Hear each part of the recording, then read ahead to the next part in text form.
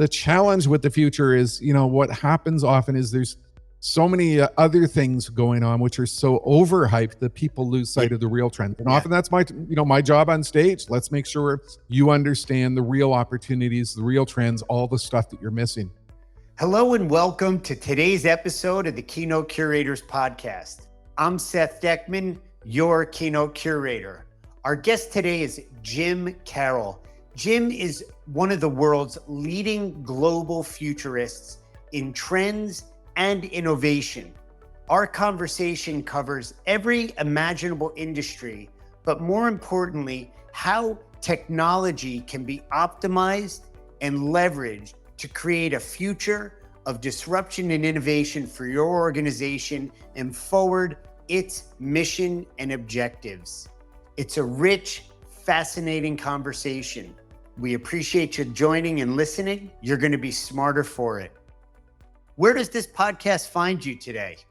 So I'm actually at my home today. This is my virtual green screen broadcast studio. I'll give you a sense of where I am. I'm in this big green room that I built during the days of COVID. I've got, a boatload of lights in here. I can jump in my spaceship. I can, pull up multiple different screens. I did a lot of virtual presentations here. I've had a lot of speakers were, like trying to squish a PowerPoint into a screen and it wasn't working. So, I'm doing this actually a virtual event next week, and I've got full video, full motion video, multiple scenes. I'm in my spaceship. I just think we can kick virtual up a notch. So I'm in my home broadcast studio today. That's great. Well, it's great to have you here. Jim, the majority of our audience and our listeners are meeting professionals and really people that move and operate within that whole ecosystem, whether it's the actual conference planners, the event planners that are very involved in booking keynote speakers like you, and even event marketers, production companies, any type of vendor that has to do with the meeting professional ecosystem. I know your accolades could be read, and we could go into next week and talk about, the scope of everything that you cover. I'd like to let you say in your words where you're at now, relevant to meeting professionals, and what it is that they should know about you and how you work. I was on an event call yesterday for an event I've got coming up next week or the week after. And one of the things I said to the event planners on the call, my number one job is to keep you calm. I think there's a lot of prima donnas in this industry, the folks who show up at the last minute and, they've got special requests. And event planners work hard. They're juggling a billion balls, when they've got 1,000 people coming into a ballroom, and they don't need to worry about the speaker. I've been at this for 35 years. I started out with 35 millimeter, slides. Right. That was my slide deck. Pre-PowerPoint, pre-computers, and I've seen it all. And I think I go at this as, we're a team. I'm there with the person with the content. They're the person there with the organizational skills and the gear and the presentation and everything to make it work. And we've got to go at it with a team. So I think that's the first thing. I think the second thing is, I hate using the word wisdom, but when you've been on stage for 35 years, and you've had clients like NASA and Disney and the World Bank and Pfizer and big, massive global organizations, you sort of know how to approach events in terms of the content, what clients need, the approach they take, how to work yourself from the stage. And I think that's the key thing that I'm bringing into a lot of organizations today. Look, I'm down to only about 20 or 30 events a year. I price them appropriately. I'm not one of these volume guys pounding out 100, 150 events a year, because you're really not getting any real, relevant, customized insight with that type of thing. So, there's a whole bunch of ways, I think about, what's going on in the event industry and how I work with event planners. Yeah. And, whenever I interact with you, the breadth and the depth of, you mentioned some of the larger organizations, but even smaller trade associations and more regional companies or startups in other parts of the world that aren't as maybe glamorous or even, dare I say, even sexy. But, the wide range of groups that you've addressed with authority, whether it's road builders, drilling and blasting, emergency room nurses, pharmaceutical companies, manufacturers, tech startups, cement companies, bond lawyers. You run the gamut of, the whole spectrum.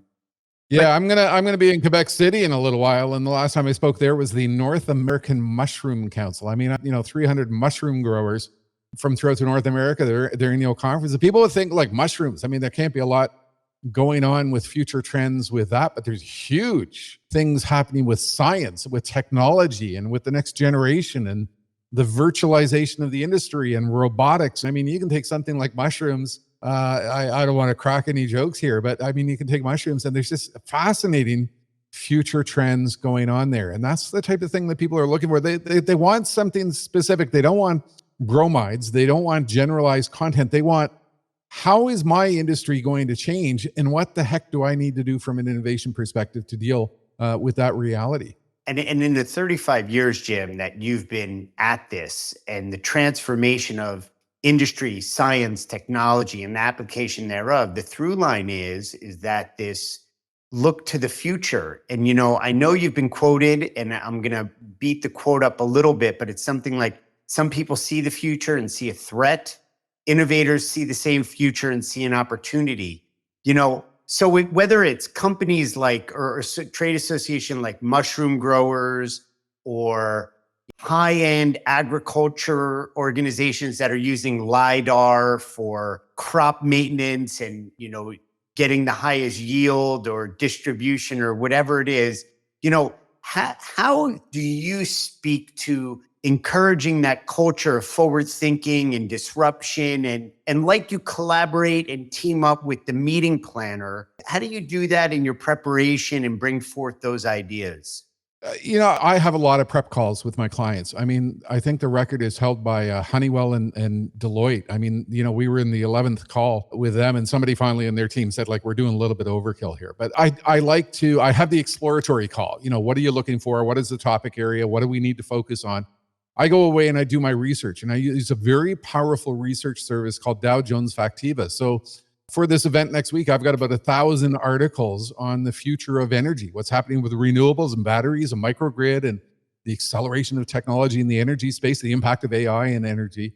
I go through that material to get a lot of unique, customized, up-to-date insight.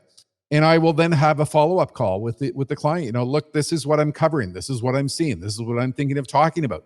What do we need to do? At the same time, I'm talking with the event planner. What do we need to do in terms of AV? What do we need to do in terms of sound check? Here's the gear I'm bringing in. Here's my expectations. Just, let's make sure we keep everybody calm. Something interesting I'm doing, and I'm doing this next week again, is I'm having an AI avatar interview me on the stage. And when I mentioned that to the event planner, they kind of freaked out. Oh my God, what's he going to do with this? It's going to be complex. And, I've worked to calm them down that, look, it's not something complex. It's going to be this, wonderful little, new technology voyage. So there's a lot of prep call that goes, back and forth. And sometimes I'm talking to the client 2 or 3 times, sharing, a PowerPoint deck, or sharing the content, or sharing the discussion path of, here's what I'm covering. What am I missing? What else do we need to cover? How is this tying into your message, your agenda? Because to a degree, I do a lot of corporate events, and to a degree, I find that, my role is to, without going down a path that, doesn't fit with my integrity, how can I help them accomplish what they're trying to accomplish in terms of their overall message? Jim, I've watched you speak so many times and seen you, and, there is that fine line between the audience at one level might be kind of a little bit of Luddites or introduced to certain technologies that you're going to expose them to, and others that are a little bit farther down the road, and some that are really kind of under the hood or in the weeds, if you will. How do you measure to dial in as far as, how deep you're going to go and be able to cross all those levels of experience in your preparation? It's changed over probably the last 15 years. I mean, 15 years ago as a futurist, you could easily stay out in front of everybody. But look, there's so many tools online today by which people can keep up to date with what is happening. Everybody, a lot of folks choose to become their own futurists. And you have to acknowledge that from the stage. And I do that, look, some of the stuff I'm going to talk about here, some of you will know about this. You're familiar with this, and you're going to go, so what? So what I'm going to try and do is put some context on that. Right. And I'm doing that with one part of the audience. I know there's also another whole section of the audience who does not like me. I represent the future. I represent tomorrow. They don't like tomorrow. They don't like change. They would prefer everything would just stay the same. And, I often try to address that by, for example, I'll talk about the TV show, The Jetsons in my intro, and I'll put up an image, of a series where the Jetsons met the Flintstones. And I sort of describe, who do you want to be? Do you want to be the Jetsons? Do you want to be the Flintstones? The audiences have become very unique, very diverse in terms of their approach and understanding of the future, and also their dislike of the future. And that is a difficult issue to get around, because I know at the end of the day, depending on where I am in the world, there's going to be 10, 20, 25% of the audience who does not like me, does not like my message, does not like what I'm talking about, does not like the trends. I used to worry about that, and I used to think that was me, but what I've realized is that's just who they are. Yeah. They're not aligned to tomorrow, and there's not a lot that they're able to do to really change that. And I feel for those people, because they're the ones who are going to see their jobs impacted by AI, impacted by accelerating trends, not having the right skills to go forward in the future. And they sort of sit back at the end of the day and go, whoa, what happened? Yeah. I should have known better. And it's sort of like, you should have known better, because we told you what was going to happen. Yeah. Well, it reminds me, again, in my preparation, there's this proverb that you shared. I don't know how recent it is, but it's something like, a society grows when old men plant trees in whose shade they shall never sit. And and that's very, very real. I mean, I look at some of the trends that are occurring right now compared to trends that were unfolding 30 years ago when I started this. And I mean, there's just some fascinating things that are emerging out there. When I'm talking about energy next week, I mean, it's all about the emergence of this super intelligent, connected world, distributed energy, where, I've got my Tesla in the driveway. It's going to become a part of the electrical utility grid. And I'm sort of, thinking, where does that take us 10, 20, 30, 40, 50 years out? We've got tremendous opportunities to solve some of the biggest problems of our times. I know that to a degree, I'm starting to enter those sunset years of my career. And I kind of sit back sometimes, go, whoa, I mean, it's been a heck of a lot, a lot of fun. I just want to keep on going and, doing this as long as I can. Yeah, I was recently at an event, a technology company. They do hardware and software, and they partnered with a very large chip maker. And they were talking about the use of artificial intelligence, and they called it the omniverse as opposed to the metaverse. And to build, Ford was looking at building a new plant, billions of dollars, $2.5–3 billion. So what they did was they replicated the entire manufacturing floor, the whole system. And the moderator said, oh, God, it must look real. And the guy was like, making it look real isn't the point. We want to have that assembly line behave in an artificial environment so that we can test it in thousands of different simulations, so that when we go to build it, we're not wasting material, we're not wasting time, we're efficient. In that application, I immediately thought of you, and they're using it in film now, like with Way of the Water. Jim Cameron, famous for using technology and everything, but he was like, the amount of water that we could have saved in Titanic had we used these models before we went to the sound stage and deployed these shots, because they can now have the water behaving in a simulation like it would in real life, and where the camera is and moving light around.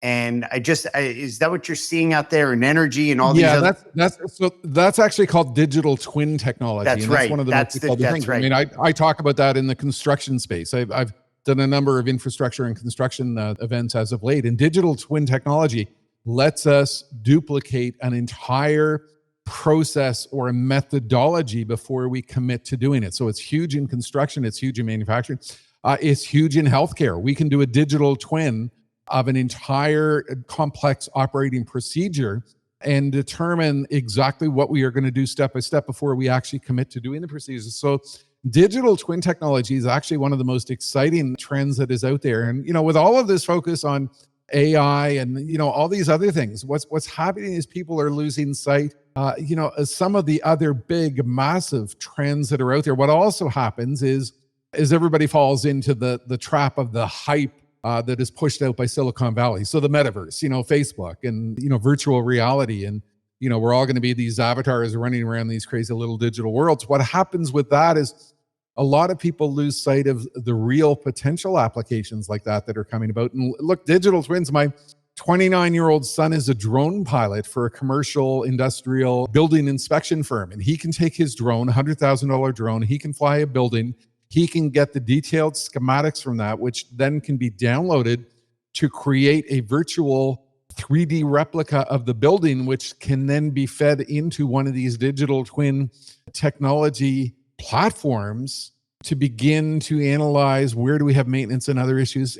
This type of stuff is just so exciting. And I think that's the challenge with the future is, what happens often is there's so many other things going on, which are so overhyped that people lose sight of the real trend. And often that's my job on stage. Let's make sure you understand the real opportunities, the real trends, all the stuff that you're missing. Right. Or people get hooked into the science fiction of it where the robots, the drones are to take over. And a lot of it is science nonfiction. It's actually using that twin environment to make the real environment better, whether it's preventing a problem in a surgery or a construction of a plant or whatever, I did this series at the end of last year. It's up on my website, 23 trends for 2023. And I mean, it's just a grab bag of 23 trends. I like, fun things with numbers. And one of those is about the emergence of what I call non-immersive VR and AR, non-immersive virtual reality and augmented reality. So that's virtual reality, augmented reality. We're not in this weird headset. And that's what, I write a lot about digital twin in there and what it means for manufacturing, construction, healthcare, and other industries. And that's where people need to screw their heads back on, in terms of understanding what's going on out there. Yeah. I mean, shifting gears maybe a little bit, I'm a sports guy. You can see this basketball behind me is signed by John Wooden, probably the most acclaimed college coach in the history of the NCAA Division I men's basketball. He didn't win his first NCAA championship until he was 52. Then he won 10 in a row. I know you mentioned, I think you refer to Michelangelo in the Sistine Chapel. That was at 64. Churchill, in his 60s, didn't become prime minister and have his famed leadership role in World War II and beyond. Benjamin Franklin was also in his 60s. Susan B. Anthony. Connect the dots there with going back to the word you used, wisdom and the future, and having it connect and the power of staying with it and the stick-to-itness. When you've been doing what I've been doing, for that length of time, more and more of my events over the last 15, 20 years have become corporate CEO events. So a Fortune 500, Fortune 1000, they're having an offsite leadership meeting. There's some fast emerging issue that they need to wrap their heads around. So they take their team to a nice resort, nice hotel, somewhere where they're going to discuss these issues for 2 or 3 days. And what's happened is they go, well, we need to understand the trends behind this, or we need to understand the disruptive thinking behind that. They go to a bureau or they go on Google and they, look for somebody who can talk about trends in their industry and somehow discover me. So, I've been with organizations like the PGA of America and Pfizer and the World Bank. just this crazy list. And by virtue of that, there's a lot of planning calls that happen with the CEO or senior executives of the industry. And I'll often get a CEO who's, talking me through the issues that he or she is thinking about. And they'll say to me, well, we think that you can say things to my team that we necessarily can't say when it comes to disruptive thinking or innovation or the need for big, bold thinking. And, by virtue of what I've been doing for so long, I've heard a lot of CEOs say a lot of stuff. There's a lot of, stuff up here where I've had, very intimate conversations with some very senior executives. And you sort of package all that together into the disruptive thinking that is necessary out there today. And I see a lot of fascinating stuff. I was with one major multi-billion-dollar global organization. The senior VP brought me in to talk to their team about the fact that, Amazon could disrupt their business. And literally minutes before I went on stage, the CEO, who is the founder, and this is a several $100 million, billion-dollar organization, basically discounted everything I was about to say. Well, Amazon will never be a threat to us. It's not going to happen. Totally dismissed any type of disruptive threat. It was an interesting situation to watch that room, but I'm now watching that organization from afar, and I'm watching the mistakes they're making. I'm watching the market decline that they're going through, and I'm witnessing, a list of the things that, they're doing wrong when it comes to innovative thinking. And that's the type of stuff that I can share on stage. Those become stories from a historical past of what you've seen leaders do successfully and what you've seen leaders do not successfully that can provide powerful wisdom for what you need to do in this era of acceleration. Yeah. I want to connect this conversation with meeting professionals, event production, conference planning, event planning, meeting planning. Meeting planners and events, there's the use of technology all over the place, whether it's the registration, the name tags, the signage, there's use of apps, there's data analytics. Where do you see AI playing into this and the future of the trends of technology, given how many, literally hundreds of events you've spoken at, and what you're seeing now and what you see on the cusp of the future? Short term, we're going to see a lot of really badly written brochure copy because I think, everybody's rushing into, let's have ChatGPT write a session agenda for us. And, I'm at the point I can read something and I'm seeing it in my research. I pulled down 1,000 articles. I can pick out news journals that are, having ChatGPT or other systems generate content. It's so obviously it's stale, it's flat, It's noticeable. So I think what happens here is FOMO, fear of missing out, the big shiny object. Everybody's chasing the shiny new toy. And obviously there is something transformative and huge that is happening here. This is going to change how we search. It's going to change knowledge. It's going to change search engines. There's this massive battle underway with Silicon Valley, Microsoft, Bing, Google, all of these things. But then there's everybody else. And so if I look at the construction industry, or I look at the insurance industry, or I look at the retail industry, we really need to think about, well, if I can generate some cool text using ChatGPT, is that really going to sell how I can sell to consumers? Is that really going to change what I can do in the insurance industry? Probably not. And so I've been writing this series of trends. I called it AI megatrends. And what I'm doing is I'm taking those industries, insurance, retail, healthcare, construction, agriculture, and I'm putting in perspective, look, this is how AI is already being used in these industries. And now AI is speeding up as a result of these large language models and generative technologies. And here's how it's going to accelerate those already existing trends and put in place new trends. So if we think about the insurance industry, the impact of AI is that we used to underwrite insurance policies based upon looking back in time at your past driving behavior or your past healthcare. But now the algorithm, we can use real-time information to ensure and underwrite you in real time. That's an AI impact. That's got nothing to do with ChatGPT. Right. Everything to do with other aspects of AI. So I think there's a lot of sort of shiny new toy, hype, hysteria. We've been here before with .com companies. We've been here before with crypto. We've been here before with, every trend. I think the level of hype and hysteria is a little bit real. And I'm actually getting a lot of interest. Even in the last week, we're staggered. My wife and I are staggered the number of calls around, we need that strategic message about AI. We don't need to understand how ChatGPT works, and we don't need somebody to come on stage and show us, here's how you do a demonstration. We don't need that. We need to understand strategically, what is this going to do to my industry? And that's what I've been doing for 30 years, strategically with a CEO. Here's what's going on. And so I've gone somewhat into the full-on skeptic mode of parts of this. Having said that, when I go on stage next week at an event, I'm going to have this AI avatar interview me for the first several minutes. I'm using an AI tool for a very effective AI promotional video. The voice in that video is AI generated. And it sounds absolutely lifelike. I think, the disruptive impact voice over actors are going to be hugely impacted by this. And is that going to be, Jim, I'm sorry to interrupt, is that going to be in real time? How does the actual questions commence? Do you prompt them?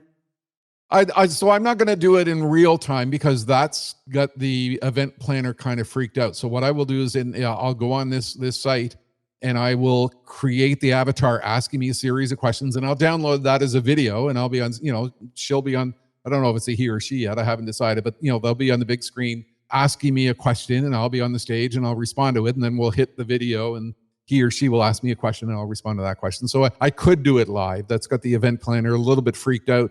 But I think that is something that, could become common. The process of doing a live voiceover actor, easily done live. So I'm learning how to use the various tools. And I think every event planner out there is doing the same type of thing. But I also think we need to put it under a very careful lens. Is this helping me solve a real business problem? Is it giving me a real business solution, or am I just doing this because, the latest shiny new toy? I mean, that's the danger we run with this and stuff. that's where, whether it's a keynote speaker, anybody that can inhabit a mastery of new technologies, is providing context and really providing a panorama and a pathway for use, as opposed to explaining the mundane nuts and bolts applications of this is how something works. How are you going to utilize it in an optimal manner, in a most effective manner, so that you can forward your organization's mission, your initiatives, your messaging,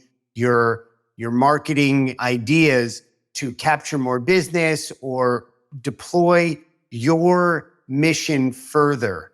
And I think that, Jim, that's where you come in, and you're providing that for everybody that you speak to. What I'm interested in is, apart from that, how do you see the use of, whether it's AI or any other technologies, given what we've learned from COVID and from the pandemic, to prepare for and be ready when we get a huge curveball?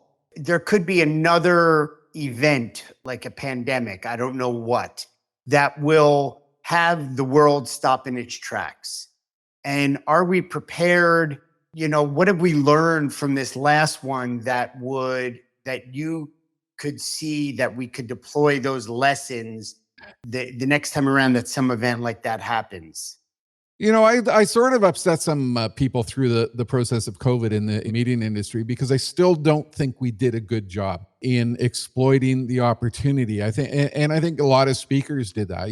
I mentioned before, they got a screen like this, and they, how do I fit my little PowerPoint there with, little video clips in that box? Right. And I don't think we ever fully exploited the power and the potential of what we can really do with virtual in this type of home-based virtual broadcast studio with a billion screens and a billion lights and full multimedia potential. I think that sort of what happened was, we got back to in-person events, and we love in-person events. Don't get me wrong, but we got back to them and we sort of washed our hands. Oh, virtual is over, we never have to do it again. But I think what happened is we did undergo this big psychological shift that got us through the window of accepting video calls and accepting some type of online presentation. And I think it is going to come back to us over time. And I think people will come to realize, we need to up our game with this type of stuff, because there is so much potential that is emerging here. And I think that's where AI can really come in to play a role. Look, I did a show in my studio here a couple of weeks ago, and it's on my blog, where I actually had this AI interview me, and she interviewed me for half an hour, just like you're interviewing me here right now. I had her interviewing me with a whole series of questions. And at one point, she was obviously, her voice pronunciation was a little bit off. And I made a bit of a, comment, a joke about it. And she took umbrage at that. And if you watch this, you would think that this was an entirely live, real-time presentation. Well, I sort of queued it up. I mean, I had her taking offense to me in a video clip. I was prepared to respond to her taking offense to me. But I think we're still just scratching the surface of what we can do with technology and events. And my gold bar, anytime I watch an Apple presentation, like they just did the WWDC, to me, that is a virtual presentation. And I look at what they are doing, and it blows my mind, because it's captivating, it's professional. You can watch it for hours and hours and hours. It's got full multimedia in it. Right. And I think the only other organization who's getting anywhere close to that is what Salesforce is doing with their virtual presentations. I mean, you look at what they're doing with, outdoor sets where an interviewer and an interviewee are sitting, discussing some type of thing, and they're dragging in a little bit of multimedia. I think they're doing the right thing. So I still think, there's so much untapped potential here that we just sort of gave up, way too early in this stuff. Yeah, I'm seeing a couple of things that I think you're probably seeing as well. First of all, now that there's this boomerang back to being back in person, I don't know if people are necessarily completely dropping virtual, but it is kind of a second-class citizen. But the events that are having a lot of engagement and activation are the ones that are still incorporating the virtual element. They call them hybrid events, or, both aspects that if you can't travel across the country or across an ocean, that you still have access to, not in a on demand, but in a real time live experience. And you're able to have activations with participants, go into breakout sessions, find people that, whether it's they speak your language or in your industry, or somebody that AI determines has as a relationship within your network. Are you seeing some of that? I am. I mean, there's a LinkedIn group where a lot of event planners hang out, and there's some discussion around that. But I think a lot of event planners still, number one, there's a budget problem, right? Like, to do real hybrid professionally and to do it right does cost significant money. And so I think a lot of the hybrid events out there they simply stick a camera in the room and they do a live feed into Zoom. And I Yeah. mean, look, that's not engaging. That's not going to keep anybody's attention. We do have to recognize attention spans in here are different. And so we need to engage with people differently. So I still do think there's very much an attitude there. We've gone back to in person. Virtual is over, thank God, because I hated it. Let's move on. And I think we are missing a big opportunity. I still look at Apple and I look at Salesforce to a degree as the gold standard of what we can really do here. And I think somebody will come along and truly realize that and begin to emulate what Apple has done. Just go watch that WWDC event, and it's just magical. Yeah. Obviously costs a lot of money, but it's magical. Yeah, and their production levels are just incredible. Another aspect of, coming out of the pandemic was there was a whole swath of participants, whether they're speakers, event attendees, planners, that are disabled, whether they're sight impaired or they have mobility challenges, that were brought into the fold due to this technology. And I do see that was one positive among many aspects of what we were able to garner, bringing in this community that is so rich in ideas and resources and determination and grit, like everybody else, but that might have been overlooked without the pandemic, and the technology has pulled them in. And I think that is an unsung kind of victory, if you will, from the pandemic. Well, and I think there's other things as well. I mean, we did have a big behavioral change. I mean, pre-pandemic, people weren't really into video calls. I mean, I had an exploratory call with a client yesterday, and she phoned me, and I picked up my phone. And one of the first things I said to her, well, do you want to do this via Zoom? And she was, yeah, let's do that, because, we're far more accepting. Yeah. And we've come to really enjoy that visual communication. It's kind of fun. I had a magazine column I wrote for Canadian Airlines 20 years ago, which is a defunct Canadian airline. And it was about video calling. And I looked at the AT&T picture phone, 1964 World's Fair, and the state of video calling in 1999, which wasn't really there. And then sort of wrote, in the future, it's going to become as common as nails. And I think we do enjoy it now. We have broken through that behavioral barrier and come to expect it now. And certainly what you've mentioned, with handicapped, disabled, visually impaired, others, there's a lot that has occurred, but there's a lot yet we can still do. I certainly try to be respectful of them. I mean, I'm on Mastodon, which is an alternative to Twitter, and it's got a very big visual impaired community. Yeah. And anytime I post something with a picture and don't include a descriptive text for it, somebody will, carefully say to me, hey, remember that we're out here. So I'm always trying to remember that. So I think, there is sort of this big societal behavioral change that is still underway. And maybe we just need some type of prompt from AI to ensure that any image that gets posted includes that element that would then include all communities. Exactly. Yeah. Yeah. So Jim, we could go on and on. I always like to leave a little bit on the table to come back and visit, especially when we're talking to a renowned futurist, because the trends are ever changing, the sands are ever shifting. And, it's just always great to hear from the horse's mouth of what to look out for and how to strategize and optimize what there is out there at our fingertips as far as tools go. So I want to move into a little bit more of a lighthearted, more whimsical portion of our podcast as we're podcasting together here. We call it 20 Questions. And the spirit of it is just rapid fire answers, quick responses. Are you ready? I jumped into my spaceship to deal with this. So look Good. at some planets. I figured it was going to be a spaceship or a submarine. So as long as you're in Yeah. some type of vehicle that is out of the ordinary, okay? Yeah, all set to go. All righty. What's the most interesting thing about you that we wouldn't learn from your resume? Probably two things. I was a roadie for KISS for 2 concerts, and I'm actually a CPA, chartered professional accountant by background. I sort of carefully hide that. Wow. Cat Stevens. Are robots eventually going to take over the world? No, I mean, I'm a realist about this stuff. I don't get into the crazy science fiction like stuff. Does humanity have a future beyond Earth? I force myself to be an optimist every day. I tend to think that's something longer term. Elon Musk, what he's talking about going to Mars in our lifetime, I don't see it happening. What's the last thing you read? The end of the Cold War was actually an exploration of Mikhail Gorbachev and Ronald Reagan and everything they did to end the Cold War. Massive, massive book. Took a long time to get through that one. What's the last movie or streaming or that type of media that you watched? I'm watching Succession right now. You know, I'm trying to avoid everything online, which is, you know, telling what happened with the end of the show. Yeah. But I got sucked into that vortex, and that's currently on my radar. Are you enjoying it? Yeah, it's a little stilted at times, but well, we can do another podcast for that. I have my commentary there. Yeah. What technology hasn't been created yet that needs to be? Golf ball with GPS embedded in it. I mean, I spent 5 minutes looking for a golf ball this morning. I still can't believe they haven't. It's so brilliant. That is so brilliant.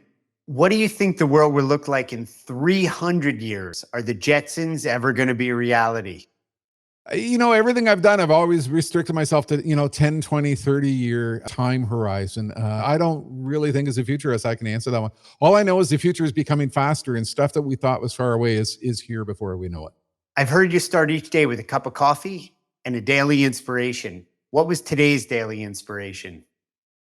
Today's was about, geez, you caught me on that one. I mean, I get up every morning at 5 a.m. and I write these things, and they go out on 14 different social media networks. And they have to do with trends, the future innovation. I'm going to cheat and I'm going to look this one up. Today's was, if you are the one who should know better, do better. And that was sort of a dig on people who dig their own holes, make their own mistakes, dig their own grave, do things they should just know they shouldn't do. I got it. All right, last one here. I'm going to put you on the spot a little bit, and I'm going to test your memory. Do you recall your 10 leadership lessons from a 14-year-old CEO? This is my 14-year-old neighbor. This kid, it's fascinating to watch him. I mean, he's got a landscape company. He's got a full website. You see him walking down the street. He's on his phone talking to the kids who are working for him.